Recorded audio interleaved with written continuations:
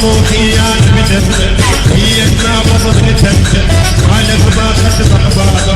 قضيت لي ناس بنسته طموحي يا نبتة هي النابض بنتك يا ما بطمون وقعد وغيرابة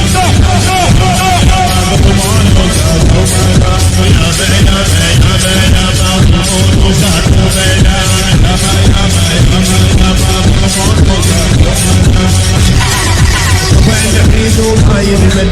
نحن سبب ضائر